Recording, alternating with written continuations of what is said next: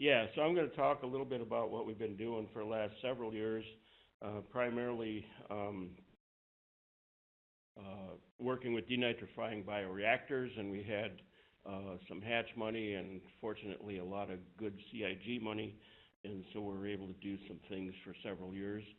And had a couple of good grad students that worked on this project on the CIG who are now both getting close to where they're finishing up and wrapping up and are looking for some postdoc opportunities. But anyway, over the process, we were able to get about 9 bioreactors on 6 farms, and you can see their distribution there across New York State. So when it came to sampling, it was basically a day-and-a-half thing to drive all the way around and come back to campus with the samples. And then one of the students decided, let's do something with a road ditch bioreactor too, which I don't know if that's anything someone's talked about, but I'll just bring that up.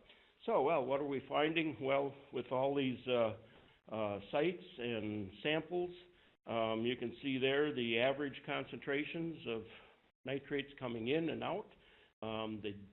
Some sites we spiked over 100 milligrams per liter. Some of these are dairy sites, and maybe just looking at that, you could say, well, I know where the CAFO is, but no, you can't, because some of the lowest concentrations there at the Chemung site is a CAFO site, and the Steuben site is a CAFO site. The Wyoming site's a CAFO site. So it's not just animals adding nitrate into the system. Removal efficiencies in these bioreactors, 35 to 65%, something like that, or from about 4 to 15 grams of N per cubic meter per day. I think the efficiency is dropping, so when I see these numbers lasting out for 10 to 15, I don't know if these are going to make it, or, I mean, they'll be out there probably, but I don't know if they're going to work this efficiently. So what does that translate to? Of course, the purveyors in the streams want to know how much load are you taking out. And so I'm showing just some data in the Steuben site where we removed about 66 pounds in between June and November in 14, which was a very wet year. The Chemung site, about 51 pounds removed. And a drier year, of course, that we had a couple years ago, this number drops. But it's removing quite a bit, and that's equivalent to about 5 to 18 pounds per acre annually of the leached nitrate that's being reduced out of what would have been leached. So that's pretty good. So here's the ditch one. So Will Plur, who was a student on this one, and you may have seen some of his literature now. He has at least one paper out there now.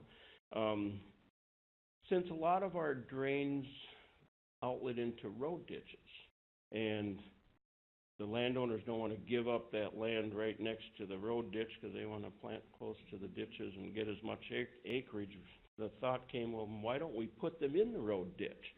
We got permission from the highway people, although I don't think they really like it either, but they put it in there.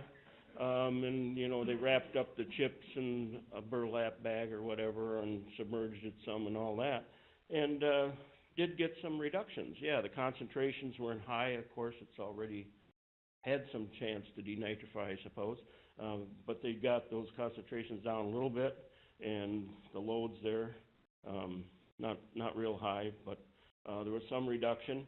One of the things that this fellow, Will, here was looking at is the reduction fraction in the base flow versus the storm flow. And obviously, if you get a big storm flow in the road ditches, everything's blown over the top anyway, but also it does help keep it submerged and anaerobic in the road ditch kind of scenario. And so he was saying that the reduction fraction is less when you look at just the percent removal, but when you look at the actual load removal rate, he calls it, in grams, it was actually not too bad under the storm scenario. So he's extrapolated this idea a lot further with a couple of our other bioreactors that we've had out there now for a few years. And he's working on this paper that he's concluding that bioreactors generally not disrupted by storm flow, but instead show temporary elevated removal rates. Removal efficiency doesn't increase, but it suggests that the removal rate is driven by the flow component and not the concentration reduction.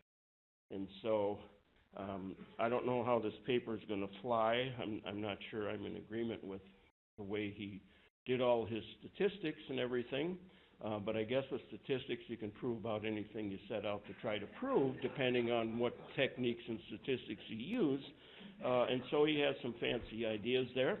But I think as I got to look at the data, I thought, well, maybe he has something here, because here's a storm flow event where, I don't know, we get this pointer working here?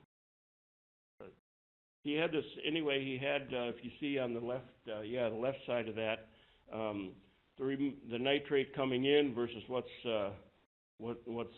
being removed in efficiency. It's almost all being removed in the first somewhat inch of a storm, and then we get another inch more in the next day, which is these blue line, the spiking line there, and you see that at this point the removal efficiency starts decreasing quickly to nothing. And so when you translate that and actually look at the timing of where the storm flow occurred, the storm flow is to the left of that red line. We have two bioreactors here, and a third one is the inlet bypass. So in the storm, we actually had some bypass also past the bioreactors. And so now you take this down and you look at where the storm occurred, the blue, and where the peak of that occurred, and you start looking at the red and green lines, and after the first inch of rain, they're following pretty closely, so the removal rate is high, or removing 70–80% of the N coming in. And during the storm, you see the green line actually slope up slightly, suggesting that the removal rate must be higher, but the N load is pretty high too. So the efficiency goes down, but the removal rate is higher. But then, of course, on the right side of that line, that green line stays flat for a while, suggesting it's not removing any more. But then the bioreactor recovers within a day or two, and the efficiency comes back in. So does it work better through storm flow? Well, it probably doesn't collapse entirely, but it must jump to a pretty good removal rate, water going through, but then it kind of probably flushed all the carbon out and whatever. But the other grad student has been working with atrazine, Bahara Hassanpour. She also has a paper in progress, and I think she had a paper at the last ASAUBA meeting looking at biochar and wood chips, and does the biochar mixed with the wood chips help remove pesticides, atrazine in this case. And she was able to show here that if you add biochar to the wood chips, you can get some removal of the pesticide. And so she also sampled some of our field bioreactors on the couple of fields that we did have atrazine applied. And she found sampling into the bioreactor about 8 to 10 micrograms per liter, atrazine spiking out during a storm event shortly after application. But the bioreactor captured some of that and reduced that concentration. And then also some of the atrazine byproducts, she's showing that it stopped that. So there looks like there is some potential to capture some pesticide if that's an important goal too, especially right after those storm events. Do they work for phosphorus? Well, I guess most of what I'm hearing is no, and I'm not going to say put in wood chip bioreactors to remove phosphorus. We had some concentrations pretty high sometimes, but when we look at our older bioreactors on the right, the Tompkins, the Chemungs, those look like they actually removed some phosphorus after that initial flush of phosphorus has gone out. So maybe that decomposing wood chip is starting to create some new, phosphorus chelating sites, and it's starting to hold some again. But then on the Steuben site, you see a big increase. That one I explain away because there we had a geotextile and we didn't have an impermeable liner, and it's in an area where there's good potential for phosphorus to come in other ways. But it doesn't look like it's that good for phosphorus. However, one of the farms I was working with, talking to, he didn't like controlled drainage, and I was trying to sell him on, when you put that manure on there, why don't you put at least a structure so that if it starts coming through chocolate, put your gates up. Yeah, he wasn't sure that was worth it, but he is interested in the biofilter, because the wood chip filter, because after this kind of event where manure went on in the fall and then it melted, we got a warming period, it melted, we got some rain, and storm period, and you can see all the foamy water there. I won't run those videos, but it took out the spike of that phosphorus. Now, I'm not sure, I'm guessing that it's probably grabbing onto the colloidal organic bound phosphorus, but that would still be in the soluble sample, and it dropped that spike. And so from that standpoint, if that saves a farmer a water quality violation, a $10,000 wood chip bioreactor would have been a good investment just for this one kind of situation. And we do seem to have those occasionally, although it's getting better and better. One of the things I wanted to say is this bioreactor stuff, in all the years I've worked on drainage, and I think it was alluded to here that there was a period when there was a real lull in drainage and nobody wanted to even mention the word and all that. The stuff with the bioreactors has caused a real explosion with interest, because it's bringing in students interested in microbiology, want to look at the wood chips, want to characterize the stuff. It's bringing in people in biochemistry. What's the carbon doing?